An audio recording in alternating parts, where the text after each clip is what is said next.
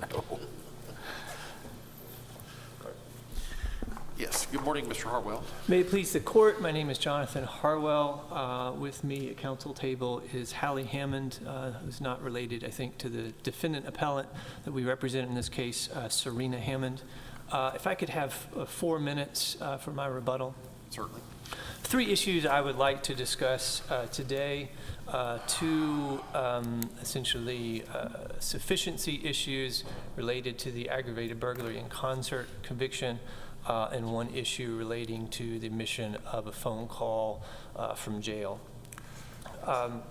I think instead of starting with the facts, I will just jump into the first of the sufficiency issues, which is, in my mind, is the kind of traditional sufficiency issue. This relates to the conviction for Ms. Hammond for aggravated burglary in concert with 2 or more others. Our position, I think this is not in dispute, that to convict Ms. Hammond of that, the state had to prove that, beyond a reasonable doubt, that she committed the elements of aggravated burglary. And it also had to prove that 2 other people also committed those elements of aggravated burglary or were criminally responsible for them. As the case was indicted and as the case was tried, those 2 other individuals were the co-defendants, Mr. Rowe and Mr. Rangel. I'm probably saying his name wrong. The issue, I think, again, the parties are in agreement as to the 2 others. They were not. The theory wasn't a theory of principal liability for them. It was a theory of criminal responsibility, meaning that to prove the elements as related to them, the state had to show that they united with her in some way. They shared the intent with her to commit the offense, and that they promoted or assisted in some way with that offense. The final sort of theoretical point that I think frames this issue, and which one I think makes it a viable issue, is to realize that the offense that we're talking about is the aggravated burglary.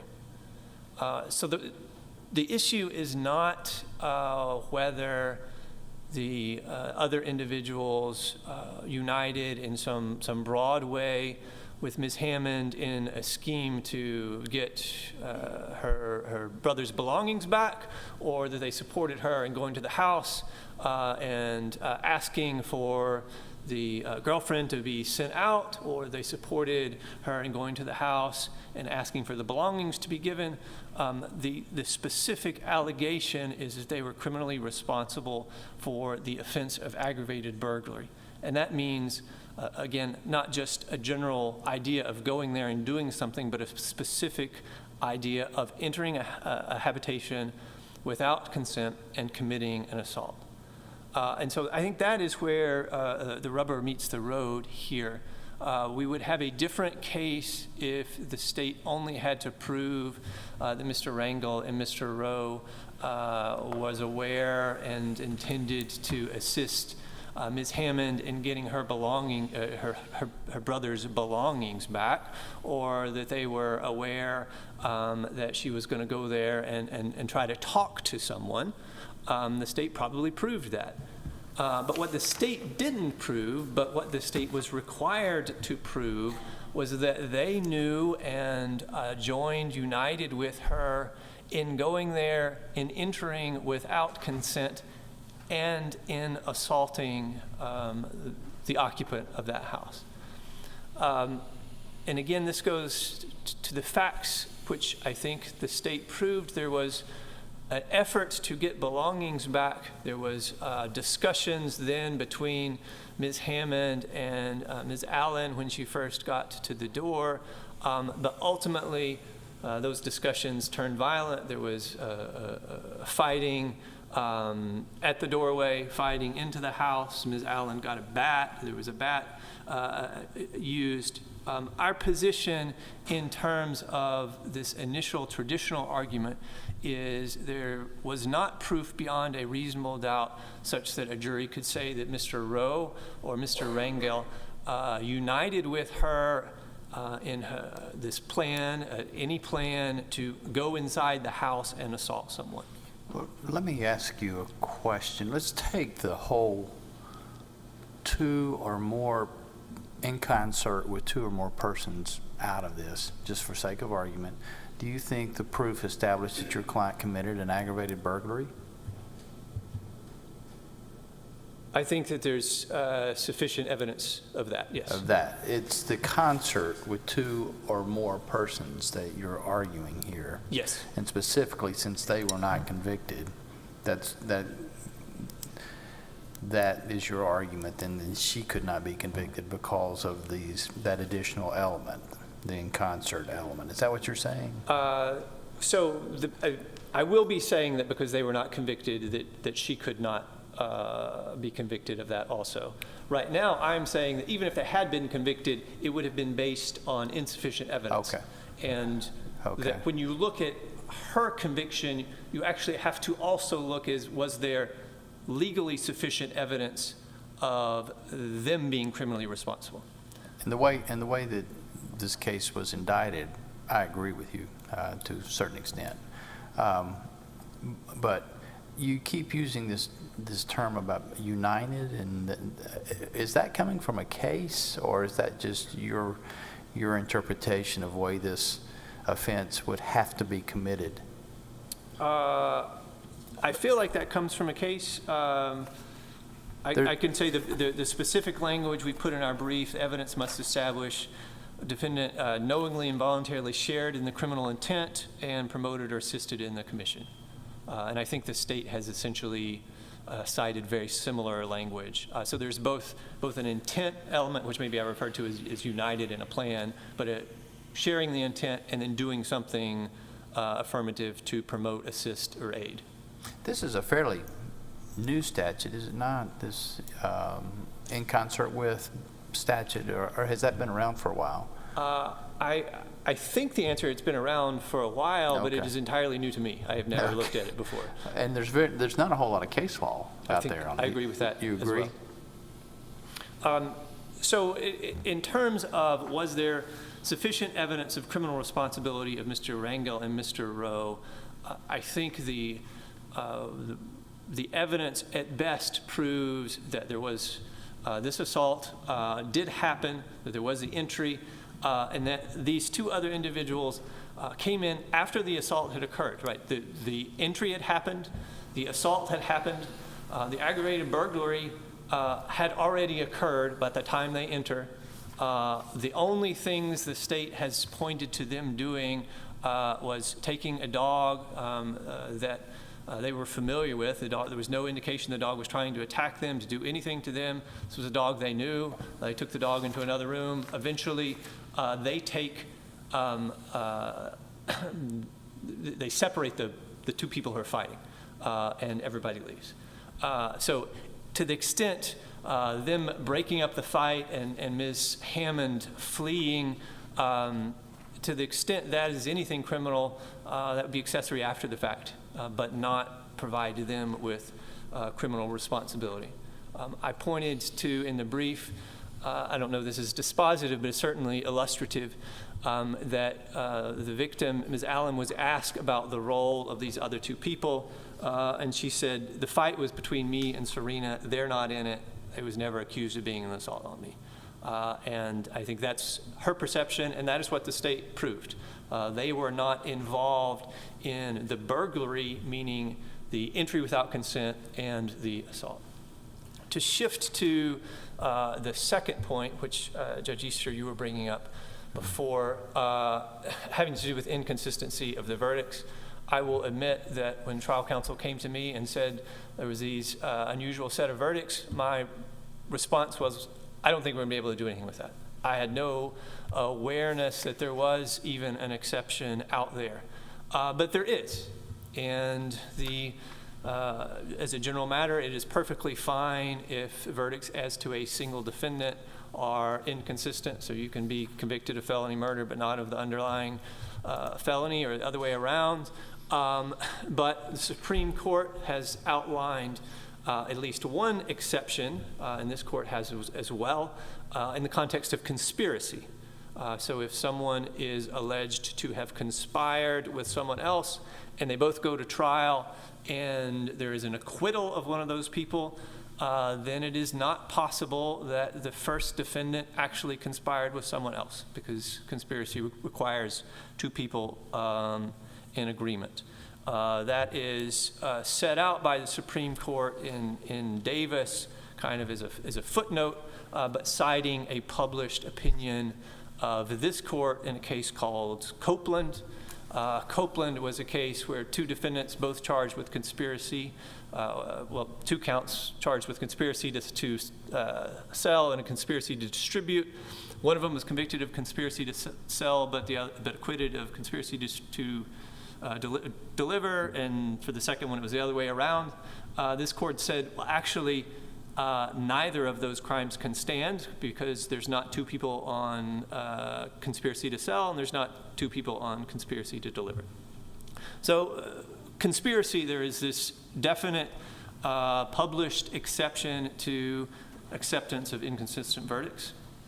Obviously, this is not a conspiracy case. This is a aggravated burglary in concert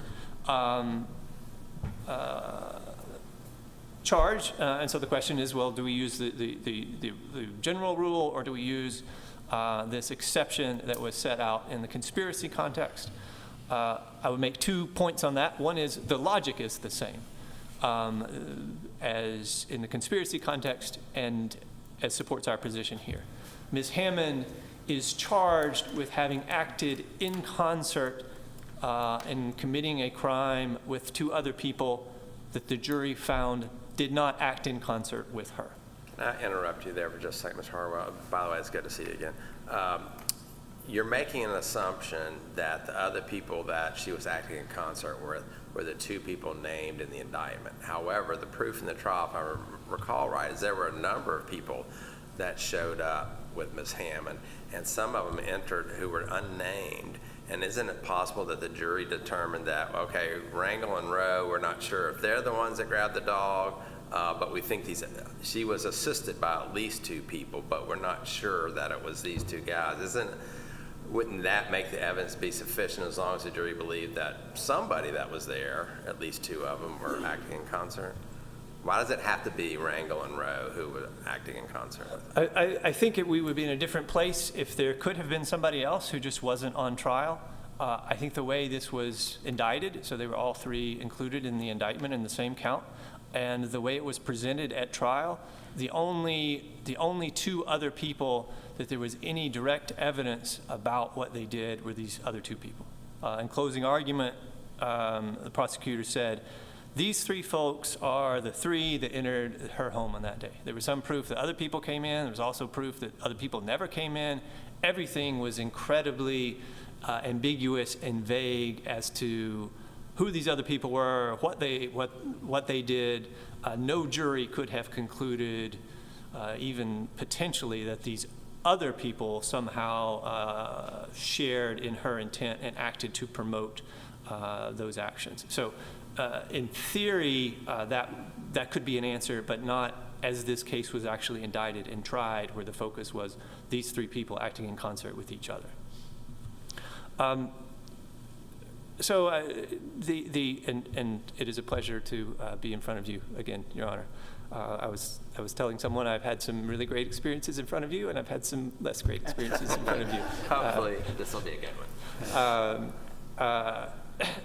So the logic here is the same, that Ms. Hammond shouldn't be convicted of acting in concert with two people who were acquitted of acting in concert with her.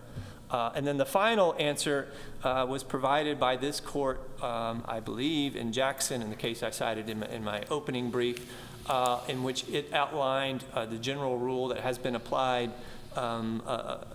in certain circumstances across the country, or by mention in treatises, that when there is a crime, which can be committed only by two or more acting in concert, then the general acceptance of inconsistent verdicts does not apply. So I think we are, I don't want to say the court will need to make new law, because I think the precedent actually supports my position, published opinions out of this court and out of the Supreme Court, but it is certainly not a heavily litigated issue because this factual scenario doesn't probably arise that often. I just want to very briefly on the jail phone calls issue make a point. This is something I think the state has essentially conceded that the trial court misunderstood the law. This is a phone call that should have been disclosed, was not disclosed, was then brought up for the first time during the cross-examination of Ms. Hammond as she was testifying. The prosecutor asked her a number of questions about it, and then in the closing argument, that was actually the last point this prosecutor made, was to go back about this phone call about the video. Where's the video? The point I want to make is I think it is possible, sitting here looking at the transcript, it is possible to say, what's the big deal? This doesn't seem like it went exactly to the heart of the case. I'm sitting here thinking, well, assume you're right. How is it harmful to your client? What I would encourage the courts to do is let's take seriously what the prosecutor did, right? The state now says this isn't important. It went to her credibility. It suggested that maybe there was a video out there that Ms. Hammond had access to, but she hadn't brought to trial, which suggests it would have been harmful to her. And that's what the state is saying on appeal is this wasn't a big deal. But we have a prosecutor who is using it repeatedly in cross-examination in front of the jury to make a point. This is a very experienced prosecutor. I don't think she does things that are pointless. And then when she makes her closing argument, that's the last thing she wants to mention to the jury. But you haven't made a claim of some sort of prosecutorial misconduct, have you, on this appeal? No, I'm saying that she felt it was important. And we can't, if she felt it was important, she used it in ways that indicated that it was important. She emphasized it. She relied upon it in closing argument. We can't now come up on appeal and say, oh, that didn't matter. So I have a question. The statement in the telephone call that was made about the video was from the mother, right? Yes. Not from the defendant, but from the mother. So obviously that would be hearsay because it's an out-of-court statement. I assume it was being offered to prove the truth that there was a video? Is that what it was offered for? Or was it for some other reason? And did the judge give any instructions, or was that just didn't come up? It was offered to, I guess, to impeach the testifying defendant. How it impeaches her is a different question. But it's a statement of the mother, and then her. The judge gave an instruction that it was for purposes of impeachment, not for purposes of evidence. I don't know that the judge gave a limiting instruction. That's the context in which it came up. Was she's testifying, and we're going to ask her about these statements she made. I'm just trying to figure out what the point was. Because it was hearsay, right? The mother's statement saying that there's a video, if that came in through a third person in the testimony, that would be hearsay, right? Yes, other than the extent that it is, what then I guess the state was putting at issue was Ms. Hammond's knowledge that there was a video. This all goes to the claim I'm trying to make, and I know I'm cutting into my time, that we can slice and dice it now and say, this didn't matter, but it mattered at the time. It mattered for the prosecutor. It mattered for the dramatics of cross-examining the defendant. She asked her a bunch of questions to make her look bad using this recording, and she put it at the end of her closing argument because she thought that it made a difference. And so I don't think the state should be allowed to drive something home at trial and then pretend it doesn't matter when you get on appeal. And I'll save the rest of my time for rebuttal.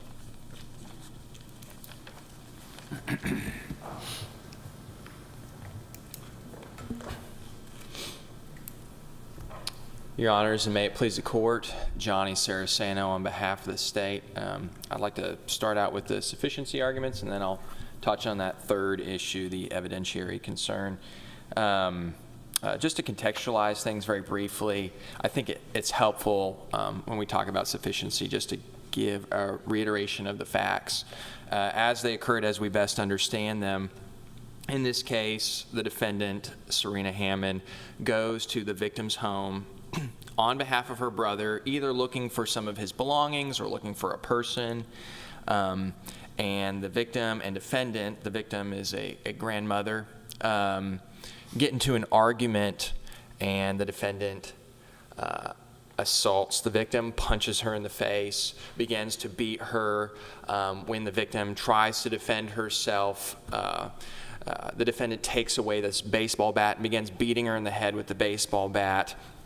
And while this is occurring, or even before this is occurring, the defendant brought a large group of people to the victim's house, including the co-defendants, Mr. Rangel and Mr. Rowe. The first argument by defendant is that the evidence isn't sufficient to convict regarding the aggravated burglary in concert with two or more persons. And defendant seems to argue that there's just nothing to really indicate that the co-defendants or that anyone else was there really aiding, assisting, promoting the commission of the aggravated burglary. But that's just simply not true. When the co-defendants get to the porch, one of them threatens the victim. When the beating begins, the co-defendants are in the house. There is indication that they're in the house. In particular, it's notable that the victim had a pit bull. This pit bull was barking like mad, going nuts in sort of the vernacular of the victim's testimony, and appeared to be intent, this protective breed appeared to be intent on protecting her owner. The breed is, this dog is witnessing her owner being beaten and beaten severely. And so the co-defendants act quickly. They act quickly not only to confine the dog or to mitigate the risk of harm from this creature, but to silo the dog in another room. And this allows the defendant to continue beating the victim. So as this is taking place, the defendant assaults the victim, the dog is barking, they take care of the dog. They make sure the dog doesn't protect its owner. They assure that this is the case by confining the dog. And then during the fight, at some point the defendant says something to the effect of, "Get this B word off of me." The victim's trying to defend herself. That's why she grabbed a baseball bat. She's clawing, she's trying to get away, she's trying to hit back. And so the defendant cries out, "Somebody help me." And so the co-defendants come to her aid again. This is towards the end of the fight. This is towards the end of the towards the end of the assault in the home. At that point, the co-defendants pull the defendant away from the victim, and they all go away together. I would argue that the evidence on its face is sufficient to convict because it is clear from the record that the co-defendants acted and aided the defendant in committing this aggravated burglary, committing this assault in the home against the victim. And again, that is evidenced by nature of the threat on the porch, the confining of the dog, a pit bull, and by helping the defendant when she asked for help during the fight, and then proceeding to exit the scene, to run away from the scene after they pulled the defendant off the victim. So you don't like my argument either that it could have been the other people that were helping, not just these two? You think it's the co-defendants or the two named co-defendants are the ones that were acting in concert? Your Honor, I had not thought of that until you mentioned it. I think that is possible, though. I do think that the evidence points more directly to these particular co-defendants, and I think the victim's testimony suggested that it was, in fact, these co-defendants. But to the extent that there's any ambiguity about who it was in that home, I think that that is a reasonable interpretation. I think this court could reasonably conclude that the defendant acted in concert not just with the co-defendants, but potentially others who were there, and there were many people who were there. That said, I'll just reiterate that I do think the evidence suggests most strongly that the co-defendants Rangel and Rowe were there in the home helping the defendant. The second point, and perhaps the more interesting point, is what defendant has argued here now, that because Rangel and Rowe, the defendants, the co-defendants, were not convicted of acting in concert, now we cannot convict the defendant of acting in concert with two or more persons. I'll start with this conspiracy argument. I think it's readily apparent that conspiracy is different in kind. I know that defendant has tried to argue that, there's this principle of uniting and acting in concert, and that is like the conspiracy context, where we require that there's sort of this mutuality, a strong mutuality, a meeting of the minds regarding the nature of the conspiracy and acting in furtherance of the The conspiracy. statute requires an agreement, does it not? The conspiracy statute? Yes, Your uses Honor, the that's my word understanding. Agreement. Yes, to my knowledge, there has to be an agreement. That's not required in this context. That's not to say that they did not act together. There has to be some acting together, but the statute here, the in concert statute, reads that that a defendant acts in concert with another if the defendant acts, quote, with intent to promote or assist the commission of the offense, or the person solicits, directs, aids, or attempts to aid another person to commit the offense. This is broad language. This is not like the conspiracy context, where there has to be a mutual agreement, a meeting of the minds, almost contractual in nature. I would sort of analogize it in that regard. What we just have here is that there's sort of aiding, abetting, helping, promoting, assisting. These are all synonyms that we understand to be much broader terms than we see in the conspiracy context. The sort of the last point the defendant made, I'll turn to that this Jackson case from 1971 there's some dicta that said, hey, if we see this situation, a hypothetical where one defendant, or there aren't two other individuals acting in concert, or there are not enough individuals acting in concert, then that might be a problem for the state. Well, again, that is dicta. It's never been cited for that proposition, and it's over 50 years of existence. And I would argue that this court has abandoned that approach. What we see in the inconsistent verdicts context, and I would argue at best what we have here is an inconsistent verdict, at best. We see this in the Bonds case, where this court has abandoned the reasoning in Jackson. In that case, there was a defendant and I believe two co-defendants, and the jury was hung as to one of the co-defendants. This court analyzed the issue as an inconsistent verdicts issue and simply stated, this is not a problem. And so I think to the extent that there's any daylight from Jackson, I think it's foreclosed by the court's more recent jurisprudence on that question of inconsistent verdicts in the acting in concert context in particular. My final point in my brief on this was recognizing that in concert conduct is analogous to, in fact, I argue, is identical to the criminal responsibility context. Acting in concert is defined as conduct that would make one criminally responsible for the behavior of another. And in that context, there's no problem with inconsistent verdicts. There's no issue. The acquittal of the principal in the criminal responsibility context does not require the acquittal of the defendant convicted under a theory of criminal responsibility. And because acting in concert and criminal responsibility, I would argue, are fundamentally identical, one is defined as the other, inconsistent verdicts pose no problem here. And then my final point is, I suggested a little bit a second ago that there might not even be an inconsistent verdicts issue. And Judge Sword, I think you might have sort of touched on that a little bit earlier in one of your questions to some extent. Effectively, what we have here is saying that the defendant acted in a manner that would make her criminally responsibility for the conduct of the other co-defendants, that they were sort of acting together in some broad sense. That doesn't require if the defendant is defendant A here, and we have B and C over here, the co-defendants. B and C don't need to be acting together for A to be acting with B and A to be acting with C. All that is required in the statute is that the defendant act with two or more other persons. We don't require that the two or more other persons be acting together. And so I would argue, and I didn't mention this in my brief, but I thought about this prior to argument,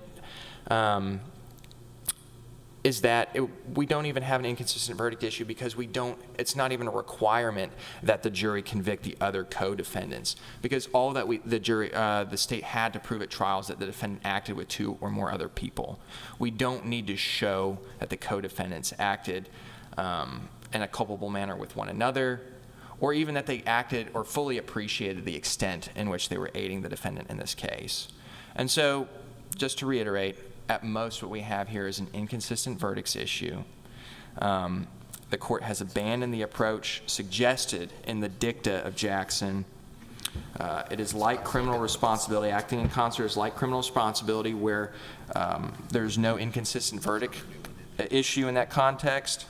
Conspiracy poses no problem, and again, I would suggest that this might not even be an inconsistent verdict. Just to touch now and turn to the issue 3 of my brief regarding the evidentiary issue, this Rule 16 discovery problem.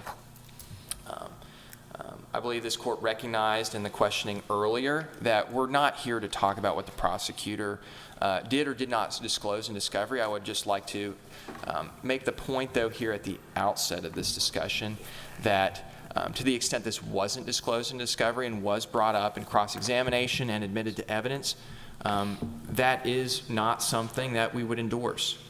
That's not a practice we want to encourage. We want open and full disclosure of things that need to be disclosed in discovery. But again, the question is not what did the prosecutor do or not do in this case. The question is whether the trial court, reviewing this issue for plain error, which defendant has not argued that this is not reviewed for plain error. So reviewing this issue for plain error, the question is whether the defendant is entitled to relief based on the trial court's decision to allow the jury to hear this evidence on cross-examination. Whether the trial court was allowed to do what it did. And on this point, defendant cannot establish all the plain error factors. In fact, I would argue that the defendant can't establish any of them. The defendant cannot show a breach of a clear and unequivocal rule of law, substantial right being adversely affected. The trial counsel did not waive the issue for tactical reasons. This wasn't placed in the motion for new trial or raised there, or that consideration of the error is necessary to do substantial justice. Regarding the breach of a clear and unequivocal rule of law, the remedy for a Rule 16 violation is discretionary, and exclusion is only one option available to the trial court. It's an extraordinary remedy, and so the trial court was entitled to do exactly what it did, allow the jury to hear the evidence. And so I don't think there was a breach of a clear and unequivocal rule of law, because again, of the discretionary nature of what is allowed when there is a Rule 16 violation. There's no reason to believe that the recording adversely affected a substantial right. It really only served to contradict defendant's testimony and bolster Ms. Allen's suggestion that the co-defendants were present. I make the note that there is some indication that maybe this was used to suggest that there was a video of the incident that hadn't disclosed. But Your Honor, in your prior questioning, Judge Montgomery, I don't know that there is necessarily a hearsay problem, because I think part of why this was introduced was to establish, there was some testimony by the victim where she said, I saw a cell phone light, appearing to suggest that someone was in the room other than the defendant, perhaps recording the incident. this helps bolster the testimony of the victim that, yes, the co-defendants were in the room.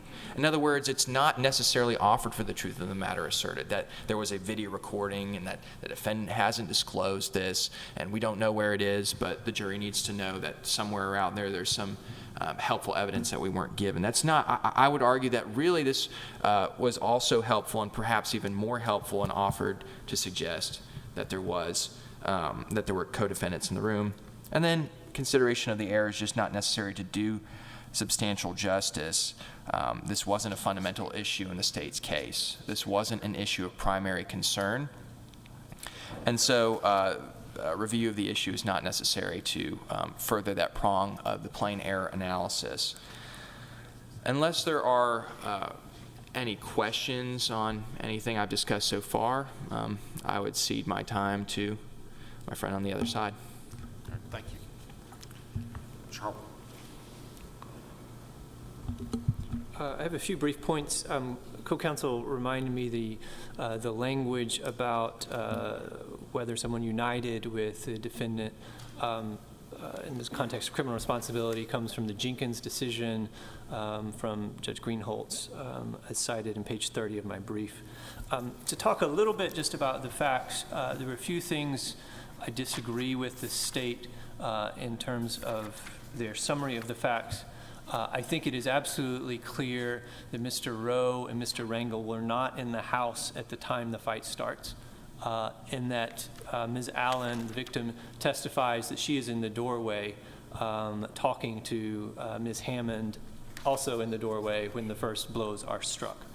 So that is the site of the fight that then spills into the house, but certainly there's no indication from her testimony that anyone else was in the house before that point. The state argued here, as it did in its brief, about the significance of the dog, which, if I wrote this down correctly, the state contends that the dog appeared to be intent on protecting Ms. Allen. That is a theory sort of set out by the state in its opening statement. I read Ms. Allen's testimony about 4 times yesterday. She never actually says that. She says the dog was barking a lot when there were people outside and it was hard to hear. And then she says they took the dog into the room. She didn't know if the dog was struggling with them. She never made any statement indicating that the dog was trying to protect her and was stopped from doing that by the co-defendants.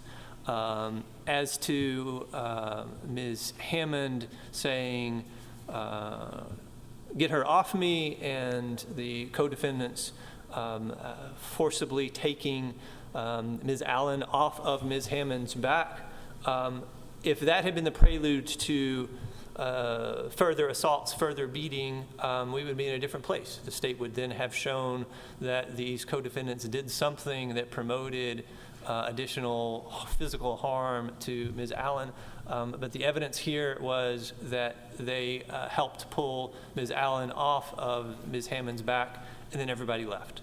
So what we have, again, I think, is nothing more than mere presence. They were in the room at the time this was happening. They were doing things that didn't help or hurt either side, and that is not enough for criminal responsibility. To turn to the second issue, and to go back to Your Honor's question about the role of the other people milling around outside, I didn't really hear the state arguing that that would be a valid theory here today. I certainly did not see the state making that argument as a rejoinder to the rule of consistency argument I've made in its brief. So to the extent that that could be a valid position, that I believe was waived by the state in its briefing.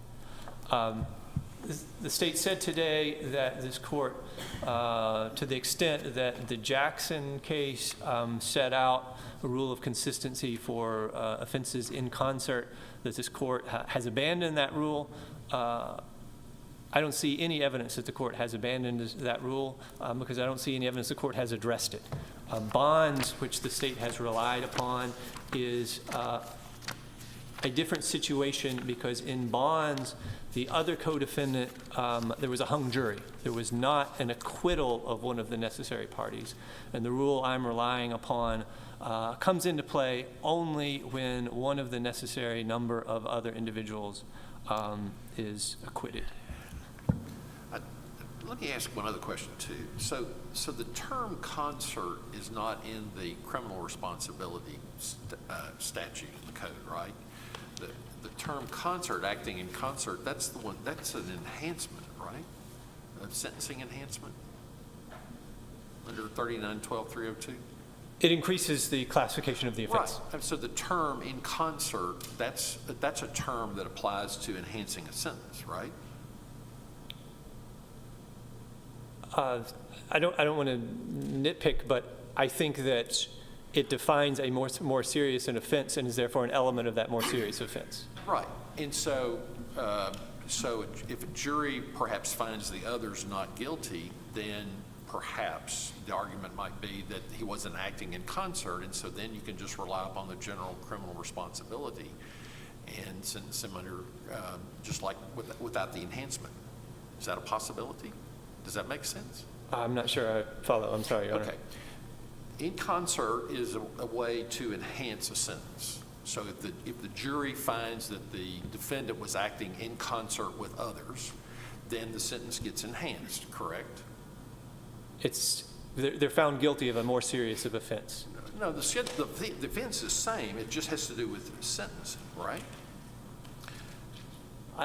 That's what I think I disagree. And as done on the jury verdict form here, they were to find guilty of aggravated burglary in concert, or as a lesser aggravated burglary, or as a lesser. So they found in concert, and Yes. is that the way the jury verdict form reads?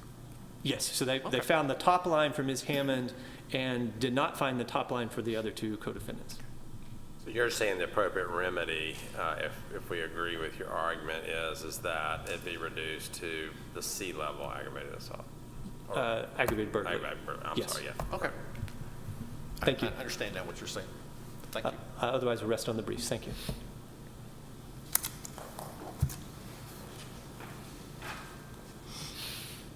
All right. Okay, we're going to take about a 5-minute recess. All rise.